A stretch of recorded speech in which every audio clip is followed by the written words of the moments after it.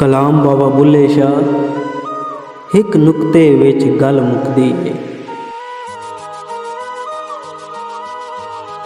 ਹੜ ਨੁਕਤਾ ਛੋੜ ਹਿਸਾਬਾਂ ਨੂੰ, ਛੱਡ ਦੋਜ਼ਖ ਗੌਰ ਅਜ਼ਾਬਾਂ ਨੂੰ, ਕਰ ਬੰਦ ਕੁਫਰ ਦਿਆਂ ਬਾਬਾਂ ਨੂੰ, ਕਰ ਸਾਫ਼ ਦਿਲੇ ਦਿਆਂ ਖ਼ਵਾਬਾਂ ਨੂੰ।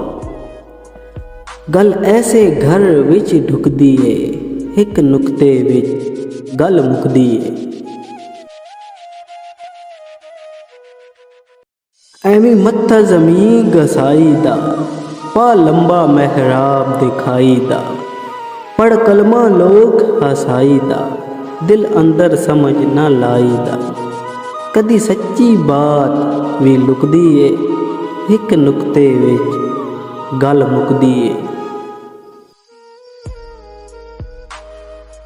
ਇੱਕ ਜੰਗਲ ਬੈਰੀ ਜਾਂਦੇ ਨੇ, ਇੱਕ ਦਾਣਾ ਰੋਜ਼ ਦਾ ਖਾਂਦੇ ਨੇ, ਬੇਸਮਝ ਵਜੂਦ ਥਕਾਂਦੇ ਨੇ, ਘਰ ਆਉਣ ਹੋਕੇ ਮਾਂਦੇ ਨੇ, ਚਲਿਆ ਅੰਦਰ ਜਿੰਦ ਸਿੱਖਦੀ ਏ, ਇੱਕ ਨੁਕਤੇ ਵਿੱਚ ਗੱਲ ਮੁੱਕਦੀ ਏ।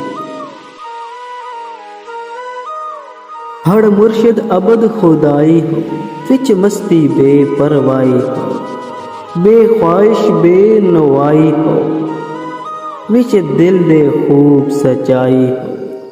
ਬੁੱਲਿਆ ਬਾਤ ਸੱਚੀ ਕਦੋਂ ਰੁਕਦੀ ਏ, ਇੱਕ ਨੁਕਤੇ ਵਿੱਚ ਗੱਲ ਮੁੱਕਦੀ ਏ, ਇੱਕ ਨੁਕਤੇ ਵਿੱਚ ਗੱਲ ਮੁੱਕਦੀ ਏ।